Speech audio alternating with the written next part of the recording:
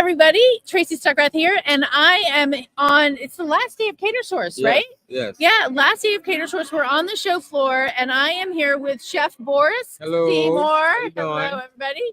And he is the chef owner of BDS Catering and Productions.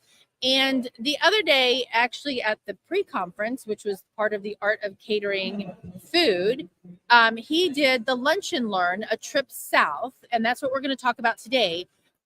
In celebrating Black History Month, and his whole point was talking about the traditions of the people of the South and all the people behind the scenes. That's right. That's right. So, Boris, tell us what you talked about in that session and what you shared with the audience. So we talked about preserving the history of our culture from our forefathers and ancestors. A lot of people should know, and I'm not looking for pity or empathy or sympathy, but I want people to understand the value of where food and spices comes from. Of course, back then there were slaves. Our ancestors and forefathers were slaves, and on a trip over from Africa, a lot of the herbs and spices came over, and along the east side, from Florida all the way up to, Virginia, house where some of those slaves docked, Right. And so over the years, it has transcended, and they have Europeanized the culture of our cuisine. Right. And so what we did yesterday in the lunch, not yesterday, actually Monday. Monday, yeah. Running away from me, right? So in our actuality, what we did was we just took Europeanized dishes and we pushed them back towards our culture. So some of the things we had on the menu, I did a blueberry chicken. I named it after my grandmother, Georgia May, and that's the name of my restaurant, Georgia May's. And so we did this blueberry chicken, and everybody was amazed how we put a twist on it.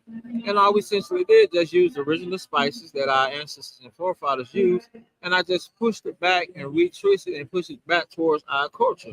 And so even like we did a creme brulee, but I did a sweet potato pie creme brulee. So when you think about creme brulee, you think it's this European dish, right? So I just pushed it back to our culture and put sweet potato pie. Wow. So that's kind of what we did with the Lunch and Learn. To try to preserve some of the history of our culture and cuisine. So what does it take, and what would you like to see? Well, I guess that's two different questions. What does it take? The spices from your culture way back then. Do we have to go research them, or are they still there and we just have to pay attention to them? Or does that make sense? Yeah, they are still there. It's just that everything is so microwave these days, so a lot of stuff comes preserved. There's no authentic type seasonings. Everybody's using, granulated garlic powder, right? Onion powder, seasoned Lowry seasoned salt. But if you go back to using herbs like star anise, things like that, it puts fun and flavor, right, and tradition back into the heritage and the cuisine. So I think if we try to do that a little bit more, right, we can still preserve. But I don't know. This is a microwave world. Everybody wants things fast. They do. So like going back to the blueberry chicken, we had to brine it for 24 hours. Okay. So who wants to brine chicken now? Right. True. We've gotten away from that, that authentic preparation of how we prepare food, into where it gets boring. It's fast, but it's boring. It's not exciting, And so everybody was so amazed, like the collard greens we did. We didn't do your traditional collard greens. We sell these at the restaurant. It's a mix of turnips, mustard, and collards. Really? Yes, and we braise them, and we braise them in smoked turkey, and we braise them for like 8 hours. Wow. And boil them down so that flavor, and we put original garlic. We didn't use onion powder, garlic powder. So you chop the garlic up yourself. Exactly. And so that's what we're missing, and that adds that component back to the history and combination of our cuisine.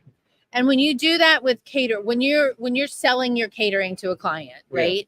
Are they coming to you looking for that, or are they coming to looking for you for the microwave thing, and you're convincing them otherwise? Well, and that's going back to that same scenario. Yes, they come to me with this fast microwave, and I just tell them I'm just probably not the right caterer or chef for you, you know, because I am big on integrity, and I don't like to do nothing to compromise the integrity of our services and our food and the preparation of our food. So they always come to you because they have a budget, and they say, "Oh, we just want you to do something so simple."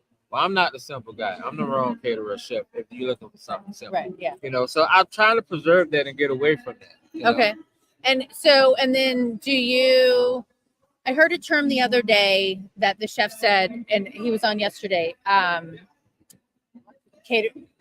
wedding cakes. And he said, it's not, don't say expensive, it's less costly. You know, I'm like looking at it and saying, okay, well, I don't know what my question is really there, but figuring out what, I mean, and I see on feeds all the time, like caterers complaining, like, hey, we only have a $10 budget, but we want to serve, you know, per person, but we want to serve filet mignon and whatever. I'm like, you can't get filet mignon for $10. Exactly. Yeah. And so, I ran into a lot of those issues coming out of COVID.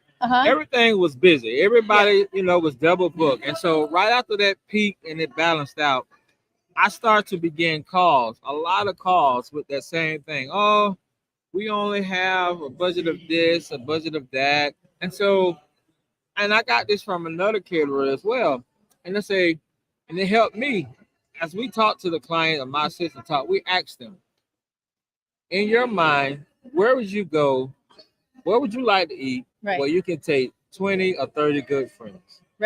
And depending on the answer, that'll determine if they're our client or not. So, you know, if they tell us, Ruth Chris, or, you know, Eddie V's, then we know what we're dealing with. But if you come back, oh, I want to go to Applebee's, I want to go to Chili's, then you're probably not going to be the client from us. You know, our food and beverage minimum is $135 to $150 per person.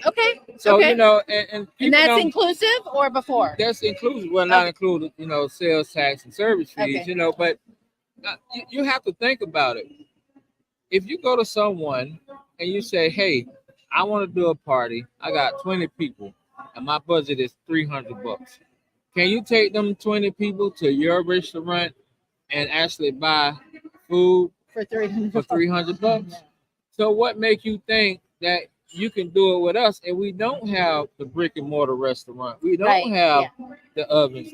You know, we have, if it's an event, we have to build a field kitchen. That's an incurred cost. You know, if you go to a venue and it's a green venue and you can't take in no plastic bottles, now we have to get carton water, canned water, and to have that sustainability, it's a price on it. You know, anything that's healthier or better, it's a price comes along with it. So you can't expect us, if we charge you this price, $10 for some water, that's you asked for this. I didn't ask for it. I'm telling you what, I'm not making up figures in my head. Go to Amazon, go to Whole Foods and try to buy that same can of water. Exactly. And so, and they're not understanding that. And it's about educating. We have to educate them and explain to them. And it becomes a whole consulting situation versus a question, a Q&A about what we need to do for your event, because they just don't know. You know, you have a client come to you, oh, we want to have a dinner on the beach. Sand blowing everywhere. How we going to transfer the equipment on the sand? How we going to build a kitchen on the sand? Like, they don't think of these things. They just wake up with a dream and come and say, hey, make this happen. Oh, by the way, I only got $5 per person. So it's like, how do we get past that as an industry to get people to understand that? And I understand it's hard, it's difficult. They talking about recession. I just believe people spend money on what they want to spend. That's true. And so if you value me as a caterer, don't come to me and say, oh, I want you and I've been waiting on you and you're exclusive. Well, treat me like that. Respect my value and pay me that way. You know? And so then it's a tough situation. Well, and I had Todd Annis on the show last year, and he was talking about like kind of like we as meeting planners, we get an idea from our client, right? They want to have the party on the beach, right? And then we go to you and say, produce it. And planners get annoyed by our clients not understanding what it takes to produce that event on the beach, but then we go and throw it on you, right? And so we as planners in the middle also have to appreciate and respect what you do, because we do want you to make the wow. We do want you to do these things, but it takes more than just going putting a blanket on the beach bank of bingo. And then another thing is the industry has become so ego stricken. And I'm gonna throw some planners under the bus. They may get upset, but I don't care. But and I know you guys as planners, or you may be with a client and they come to you and say, "Hey, okay, here's my budget. It's $300,000. Right. Just make it happen. I need the dress, I need the venue, I need the caterer, I need everything to fall within this $3,000. I mean $300,000, not 3,000. Sorry. That would be really hard. Exactly right. And so I know a lot of planners try to get submissions in magazines. They and so they'd rather put more money into the decor and the aesthetics of instead of the food or the venue. Right. And so the caterer's left with, we have a budget of $3,000, $2,000. And that's kind of sad. That sucks. And I understand you trying to get a job done. And I can't tell you how to spend your budget for your production. But I just don't like the hidden agendas. Be transparent with me because I'm going to give you the best with what you give me to work. Right.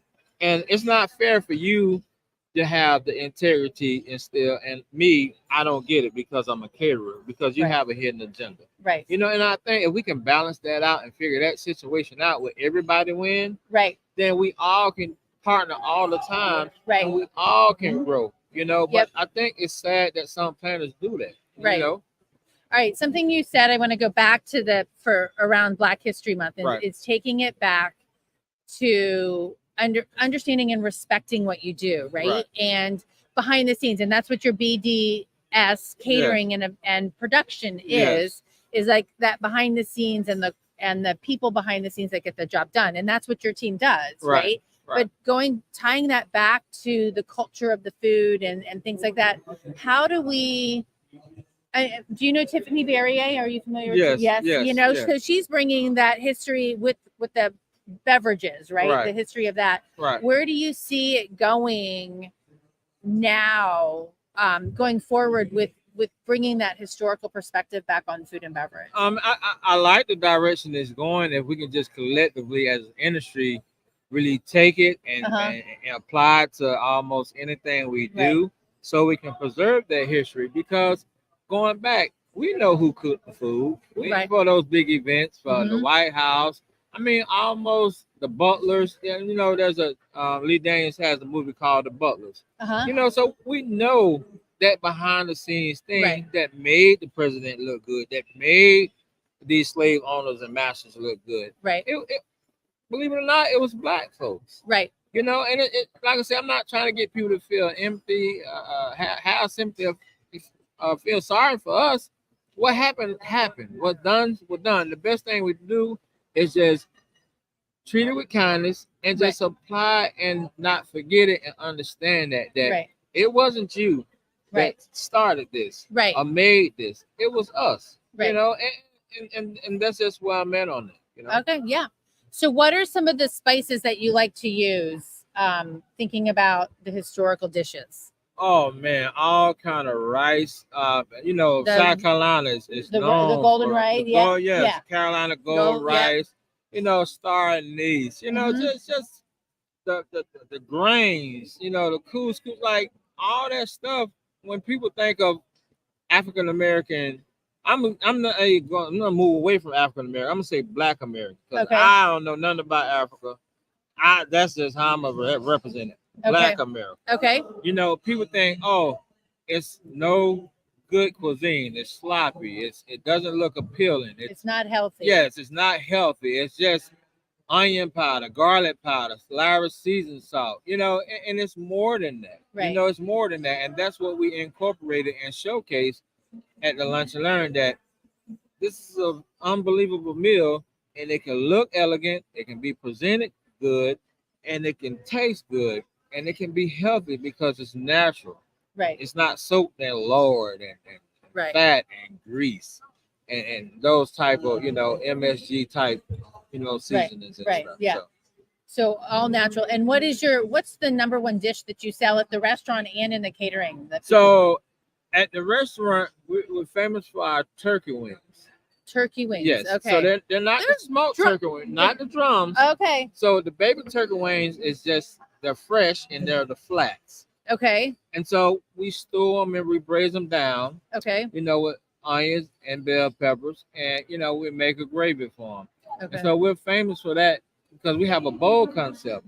It's like the Chipotle of Southern Comfort. Right. You get a base, 2 sides, and your protein. Okay. And so our slogan is Home of the Soul Bowl. So home of the Soul Bowl. Yeah, so I you love go that. and you build your bowl. And it's with those fresh natural ingredients. Right. On the catering side, our coconut fried chicken, coconut almondine chicken. Okay. So you think of almondine, you think of just on green beans. Right. So we took it and we just put it on the coconut chicken breast. Oh, okay. Right. Yeah. So that's one of our favorite sellers when it comes to catering. Right. And what about your sides? Do you have people requesting more nutritious? Oops, our internet box is going down. Gotcha. It's okay. More vegetables or more starchy sides? What are you seeing? Well, what I'm saying is more vegetables, which is a good thing. We're getting away from the rice. Okay. Grits. Everybody think, shrimp and grits. Rice and geechee and but a lot of people are going on the healthier side. Right. We did a shaved Brussels sprout salad. My for the lunch favorite. Right. And so we're going. A lot of those things are our most fan favorite sides. Everybody's on this health conscious thing, which is crazy to me. I told this story in one of my lunch and learns. It's like, are you vegan or you're not? Right. Are you pescatarian or you're not? You can't tell me, I can eat cheese today. What kind of vegan is that? That's not. Or I go around the corner and see you down some potato salad. Right. So we got to pick and choose what we want to do and just be transparent on the matter. And I know it's difficult to be healthy, and I know it's expensive and it's hard. But you don't have to put on for me. You don't have to front. If you want to enjoy some cheese, enjoy some cheese. But just be transparent about it. Yeah. Yeah. I mean, don't waver in your dietary need. Right. Right. Yes. Because remember, too much of anything is bad for you. That's so true. There's a balance. So you people think you can't eat meat. You need protein. Just choose the right meat, a linear cut. Right. Don't eat it incorporate it in your diet every day.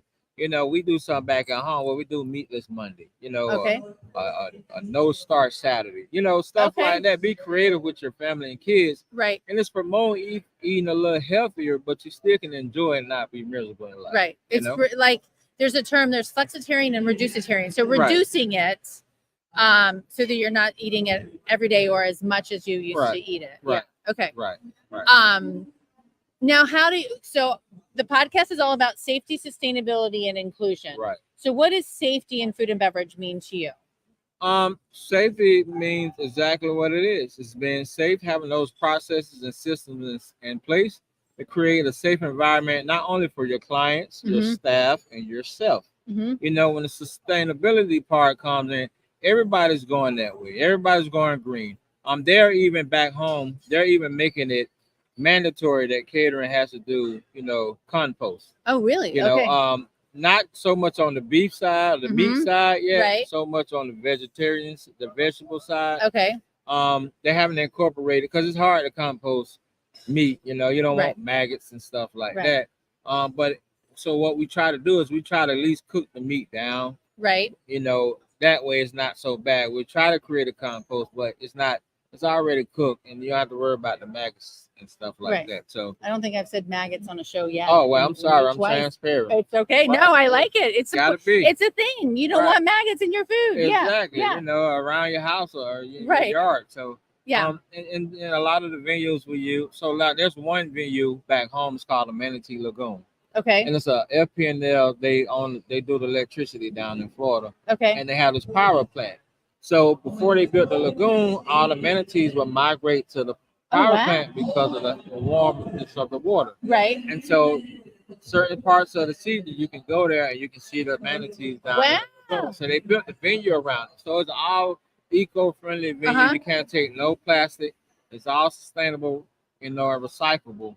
And so what we've done is we have worked those incurred costs into the proposals that we do for the clients that actually rent that venue. So and we can have, I like it. If we can have more venues to kind of follow that suit, and I think it'll be a better and safe world.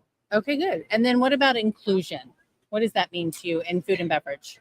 Inclusion is, to me, is an overall inclusion of history, style, presentation, safety, monetization.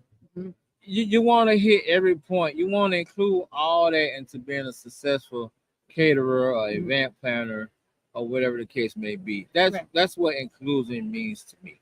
Awesome. You know. Good. All right. I noticed you also did a second session, not your lunch and learn on the South, but you did it on impressive hors d'oeuvres. Yes. Elevate and sophisticate the simple classics. Right. Tell me what that is. How are you elevating? Because there's a hotel over here that says elevated food and beverage, and I can tell you it's only elevated when they put it in the elevator. Right. Yeah. Exactly. So what does an elevated? How are you improving on the classics? Okay, so dealing with a lot of Southern food, it's unappealing when you get a sweet potato pie or you get some peach cobbler, right, or you get some banana pudding. Right. And so a way to elevate and sophisticate that, we do this dessert called a Southern Trio. Okay. And so anytime you want to elevate something, you put it in the cheesecake. Put it in cheesecake. So we created a banana pudding cheesecake. Oh, yummy. A sweet potato pie cheesecake. Okay. And a banana pudding cheesecake. Okay. And they're about a quarter size each. Okay. And you get 3 on a plate. That's a nice little bite size. Exactly. We don't need a whole cake. It becomes one dessert. Okay. And so that's a way to elevate something simple as and you can do pumpkin pie. You can do a rum cake. You don't have to just do those particular things, but anything you can think of that don't look appealing. How could I make this elevated? How could I make it look sophisticated? Like I'm on the island of Palm Beach eating a dinner with, Oprah or something. Right. And so that's what we do. Or you can take a devil egg, or angel eggs, or whatever you want to call it. Okay. And you can just wait a minute. Angel's egg is a devil's egg? Yeah, they just some people don't like to call it the devil, so they call it an angel egg. Okay, never heard that. Yeah, no different. Yeah. Okay. Right, it's just the same. But we did a party, a Cinco de Mayo party. And so I thought about how could I make and they wanted double eggs on the menu. So I said, I never had a double egg margarita before. How could I make an egg a margarita? I couldn't make it essentially a margarita. So what we did, we cut the egg in half. Okay. We tapped the top in tureen like you would do a margarita glass. Right. We piped guacamole in it. Wow. Grilled some corn on the cob, shaved them, put a little piece on top with some queso cheese and a jalapeno pepper. Wow. You just elevated and sophisticated that devil egg. Now, how long did it take you to come up with that? To me, my planning stage on stuff it's a lot of work. I draw, I think, I go back. So even like we had another party, they wanted double eggs as well. This young lady came, she said she wanted to do a Minnie Mouse themed birthday party, but I want double eggs. So I just sat down, I started drawing. How could I make this unique? And I looked at all the characters and boom, Minnie Mouse and Mickey Mouse was right there in front of me. So I took some olives out of the can, and I took 2 of the olives and I put them up there like Mickey Mouse ears. I said, well, that don't, I'm missing something. Then I looked at, because Mickey Mouse didn't have a bow. So I looked at Minnie. Minnie has a bow. Right. I happen to have a bell pepper in front of me. Okay. So I cut it in a circle first. Okay. And I cut it in 2 small circles. Okay. To try to create the bow effect. And I put it just to look right. So, and then I said, well, the ears don't look right because they had the holes in them from the olive. So I went and got fresh olive and I shaved it. And I flipped it over so you can't see the hole, you just see the back. And then the bell pepper, I just cut it like a little bow. Okay. And I put it in the middle and put it on the double egg. It looked like Minnie Mouse on the double egg. And so that's how you elevate it and sophisticate and meet their wants. Right. Of being a mini. Okay. Exactly. Wow. Right. So it's in like sliders. Part of that presentation was like hamburger sliders.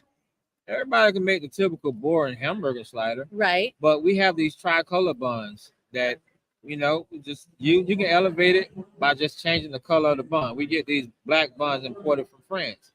Small black sesame seed buns. So just changing the color elevates it automatically. Then we did a skinny party one time. They just wanted to watch the carbs. So we got rid of the buns and we just got zucchini chips. Okay. And we grilled the zucchini chicken. We use them as the buns. Oh. Or we just did it without. Somebody just didn't want no bread at all. We just built the slider. Right. Did the slider, cheese, Cornichon pickle, great tomato on a pick. Oh. On a pick. Okay, so when I want to know how you elevate like skewered chicken. Skewered chicken. Let me see how I can elevate that real quick. Got it. Okay. Okay. We make coconut chicken tenders. Okay. And we used to pile them up on a platter. Right. And put a dipping cup on it and pass it. Yeah. That was boring. Right. I have a fabricator back home who fabricated this board, and it created little holes. We have two of them. We have one for the coconut chicken tenders. Okay. Or jerk chicken kebabs, and we have one for lollipops. Like you could put a actually blow pop lollipop stick in. Yep. Mm-hmm. And we make these pineapple rum barbecue lollipop meatballs. Oh wow! And we just stick the lollipop stick in the meatball. We turn it upside down, stick it in the hole. Okay. So you elevate that just by from laying them on a tray, right? By just sticking them on a stick or a skewer, standing them up, sticking them in the hole. So they walk around with the platter. You just pick it up like a lollipop. Eat it like a lollipop. Boom, elevate. Elevate. Just easy. I know my mind works fast. You do this long enough, you figure it out. I'm sure. So tell everybody how they can get a hold of you and where are you? So I'm located in West Palm Beach, Florida. Okay. It is a little cold over here in Austin. I need a heater or something. No, yeah, you got this jacket on. Yeah, I need to go back to my son and my fun in the sun. No, but I'm in West Palm Beach, Florida. You can check out my website at www.b as in boy, D as in David, S as in Superman, caters.com. You can follow me on Instagram at Chef Boris 561 or BDS Catering Productions. And it's the same on Facebook. Okay, BDS Catering. Caters.com. Oh, you want the website? Yes, BDScaters.com. Okay, so save, and I'm going to put that up there. Right. Show. There you go. You can connect with Chef Boris at bdscaters.com. Yes. And then on Instagram at the same. It's BDS Catering and Productions on Instagram. Oh, okay. And it's Chef Boris on Instagram. Okay. Yeah. Awesome. Everybody get that? Right. I will make sure that it's in the chat. Right. I'll add it into the chat. You're welcome. Thank you for having me. Thank you for being here. It's been a pleasure. It has been a pleasure. You had fun so far? I have. Have you? Yes, I have. Good. One more night, we got to go home. I know. Did you? All right. One final question. Yes. What is one thing that you learned at Catersource that you want to apply to your business? It's so much. It's not just one thing. Yeah. The value of cultivating and building relationships is amazing. Yep. Face to face. Face to face. I come here almost, not to Austin, but to Catersource almost every year. And I leave with at least 2 or 3 new friends in the industry. It's going to be in your neck of the woods next year. That's right. Fort Lauderdale. That's right. Yeah. An hour away in my backyard. Oh, all right. Hopefully I'll come down and eat some of your food. Oh, I'll be there. Okay. I'll be there. Awesome. All right. Thank you. Sir. You're welcome. All right. Everybody, I will see you next week. Bye. Thank you for listening. Stay safe and eat well. Until next time. Right. Bye.